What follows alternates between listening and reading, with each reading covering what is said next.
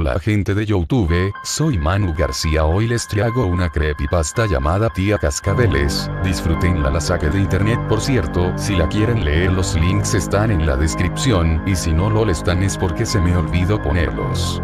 Tía Cascabeles. Tía Cascabeles en realidad no era mi tía, ni la tía de nadie, de hecho. Ni siquiera estoy seguro de si tenía una familia propia en lo absoluto. Simplemente era así como todos se referían a ella.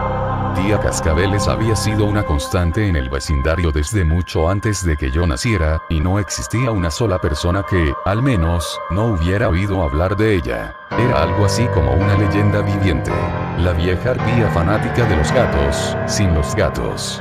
No era inusual ver por tu ventana, en el silencio de la noche, y divisar a Tía Cascabeles movilizándose calle abajo, con su gran bastón para caminar aferrado a una mano, y su indomable cabello blanco destellando bajo la luz de la luna. Y si no la veías, la escuchabas. Tía Cascabeles obtuvo su nombre por los brazaletes que usaban ambas muñecas. Tiras de cordel que atravesaban un número incontable de cascabeles diminutos, que tintineaban con cada uno de sus movimientos. La primera vez que la vi, aún era una niña pequeña. Mi familia se acababa de mudar al vecindario, y yo estaba jugando en nuestro patio frontal mientras mi mamá desempacaba en el interior. Tin, tin, tin. El sonido, tan gentil y cautivador, no se equiparaba a su fuente. Cuando alcé la mirada, me hallé observando a lo que solo podía ser una bruja malvada de mis cuentos de hadas. Vestida con harapos pesados y negros, tenía ojos pequeños, redondos y brillantes, y una nariz torcida. La tía Cascabeles se había quedado quieta al pie de nuestra acera y solo me estaba observando. Cualquier expresión se perdía en las arrugadas marcadas de su rostro. Con la certeza total de alguien que está a punto de ser atraído hacia una casa de jengibre y devorada, empecé a llorar, lo cual inmediatamente convocó a mi madre afuera de la casa. Para cuando me había alcanzado, la tía Cascabeles se había marchado más adelante por el camino. Esa noche, cuando escuché el tintineo de cascabeles a través de mi ventana abierta, me eché la sábana por encima de la cabeza y mantuve mis ojos apretados hasta que la percusión se disipó en la distancia. Tuvimos nuestra primera presentación formal con Tía Cascabeles en la fiesta del vecindario una semana más tarde. Ella no fue invitada, o, al menos, no asistió, pero aún así la vimos yendo de paso, lentamente mientras aventuraba su mirada por sobre todos los niños pequeños que estaban corriendo por los alrededores. Mi mamá frunció el ceño y se giró hacia nuestra vecina, Betsy. ¿Quién es ella?, le preguntó, virando la cabeza en dirección a la anciana. Ah, no te preocupes por ella. Solo es Tía Cascabeles. ¿Familia tuya? No, nada más es un apodo. ¿Sabes? Ni siquiera estoy segura de si conozco su nombre real. Sea como sea que quieras llamarla, es inquietante. Betsy se rió. Es inofensiva, solo un tanto excéntrica. No me gusta cómo está viendo a los niños. Nunca hemos tenido un problema con ella. Mi mamá hizo un sonido de disgusto desde el reverso de su garganta y me alejó de la línea de visión de Tía Cascabeles. A pesar del disgusto inicial de mi mamá, Tía Cascabeles en realidad nunca causó ningún tipo de problema. Y aunque tomó un tiempo para que superara su perturbación inicial con ella, nunca nos molestó y nos acostumbramos a verla por los alrededores a todas horas. Conforme crecía, incluso empecé a sentir lástima por ella. Ahí estaba esa mujer anciana que nunca pareció haber tenido ningún amigo o familia que cuidara de ella y solo se la pasaba vagando por el mismo vecindario en el que aparentemente había vivido toda su vida. Después de verla yendo de paso una mañana y de haber recibido una punzada de soledad de segunda mano, crucé la calle para decirle hola a Ellen, nuestra amorosa y energética vecina anciana que estaba arrodillada en su jardín. Buenos días, doña Ellen. Hola, Paula. ¿Estás bien? Sí, dije, y luego titubeé. Ellen hizo un esfuerzo para sentarse sobre sus talones, y echó su gran sombrero de ala amplia hacia atrás, expectante. Usted ha estado aquí por mucho tiempo, ¿no es así, doña Ellen? Claro, ya casi van los 45 años, probablemente. Y Tía Cascabeles, ella ha estado aquí por incluso más tiempo. Ante la mención de Tía Cascabeles, la calidez se disipó, aunque ligeramente, del rostro redondo de Ellen. Sí. ¿Y cómo es que usted y ella no son amigas?, le pregunté directamente. Ambas han vivido aquí por tanto tiempo. ¿No deberían ser amigas? Simplemente no sucedió nunca, supongo. Ella se ve tan solitaria. Bueno, sí, eso pasa a veces cuando envejeces. Algo en su tono de voz me hizo saber que la conversación había terminado. Después de eso, asumí el tratar de ser más amistosa con tía Cascabeles. No parecía correcto que siempre estuviera sola, y yo quería tratar de ayudar. La saludaba, le preguntaba qué tal estaba, y a veces incluso caminaba un poco a su lado. Nunca me prestaba mucha más atención que un pequeño movimiento de cabeza, y, al comienzo, mi presencia parecía paralizarla. La atrapaba viéndome desde el rabillo del ojo, cauta y suspicaz. Gradualmente, se empezó a relajar y me permitía unírmele sin siquiera una mirada. Aún no decía mucho, pero me permitía parlotear, lo cual se sentía bien para alguien de 12 años que con frecuencia no tenía la oportunidad de hablarle a un adulto tan abiertamente. Mi mamá todavía se preocupaba un poco acerca de cuán seguro era que estuviera a solas con tía Cascabeles, pero lo permitía dado que yo nunca salía de nuestra calle y mi mamá me podía ver desde la ventana del piso de arriba. Continué mis caminatas con tía Cascabeles por muchos años. Aprendí muy poco de ella en ese tiempo, pero la quería de todas formas.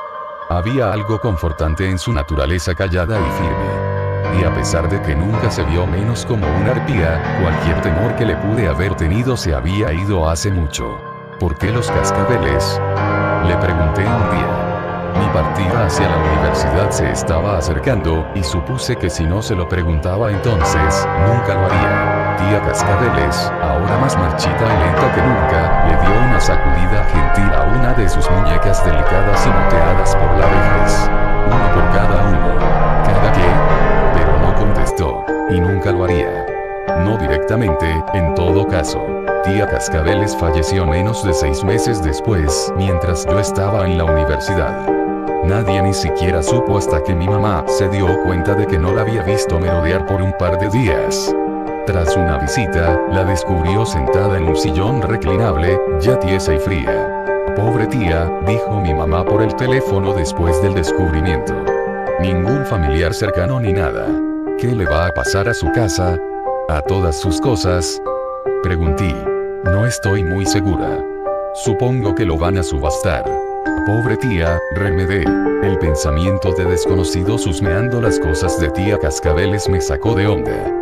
¿Qué tal si tenía algo privado que no quería que cualquier persona particular encontrara? No estaría bien permitirle a extraños fisgonear sus pertenencias y pisotear su hogar. Me di cuenta de que tía Cascabeles y yo no habíamos sido apegadas en el sentido tradicional, pero yo era lo más próximo que tenía a un pariente. Sentía una responsabilidad hacia ella. Me fui de la universidad esa noche después de mandarles un correo a mis profesores, haciéndoles saber que había tenido una muerte en mi familia. Fue un viaje largo de 3 horas, pero cuando me estacioné en el parqueo oscuro de lo que una vez había sido el hogar de tía Cascabeles, sentí que había tomado la decisión correcta. Lograr entrar fue más fácil de lo que había anticipado, pues el seguro en la puerta trasera estaba roto. El hogar de tía Cascabeles estaba tan viejo y fatigado como ella lo había estado. Años de mantenimiento pobre lo habían dejado hundido y podrido en cantidad de lugares.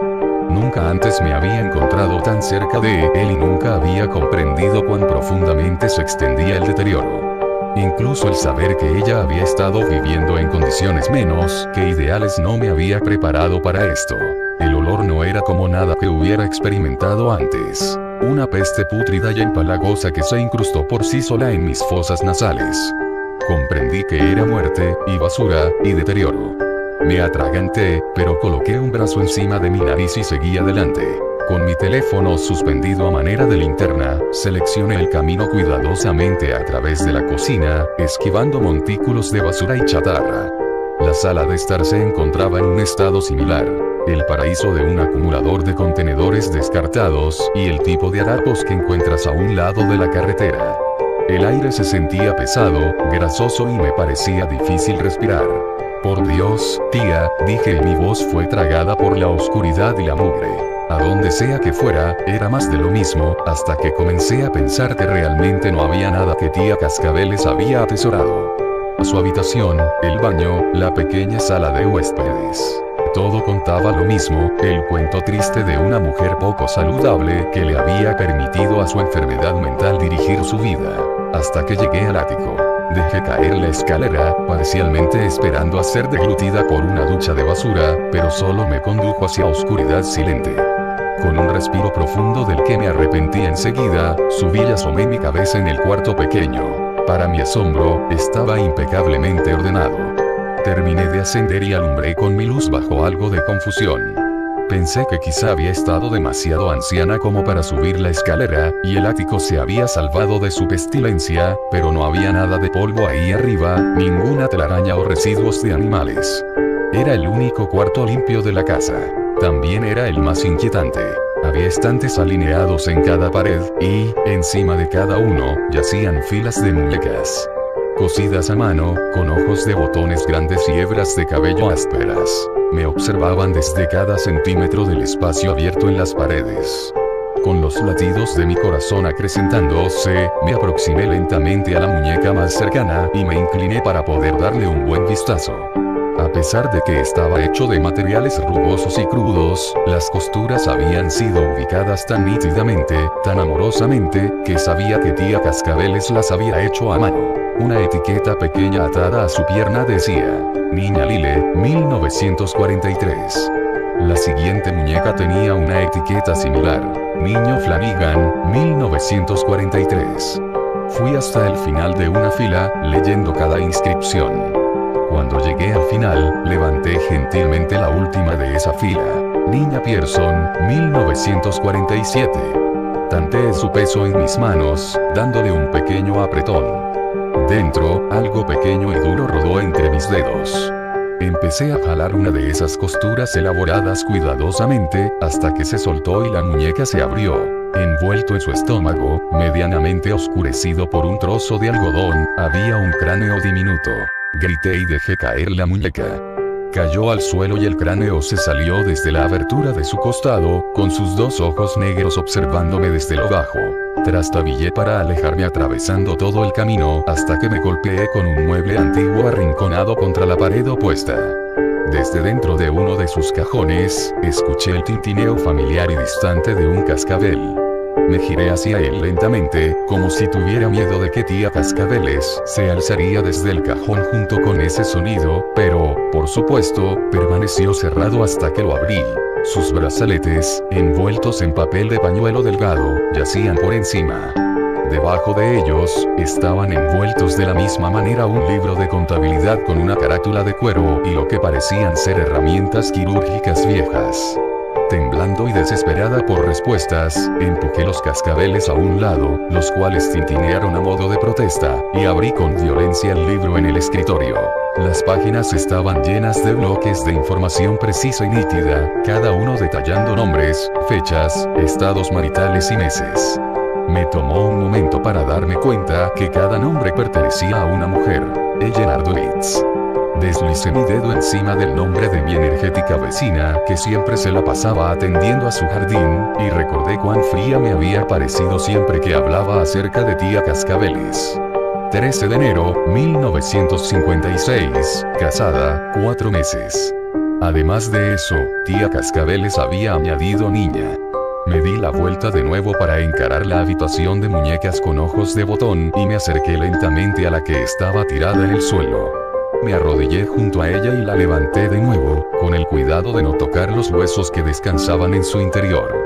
Nunca antes había sostenido algo tan pequeño y frágil en mis manos. Uno por cada uno, me había dicho una vez tía Cascabeles, pero no me había dicho uno de cada qué. Ahora estaba empezando a comprender. Podía ver a tía Cascabeles muy claramente, parada en el borde de la multitud, observando a los niños tan llenos de juventud y vida, nunca molestando a nadie.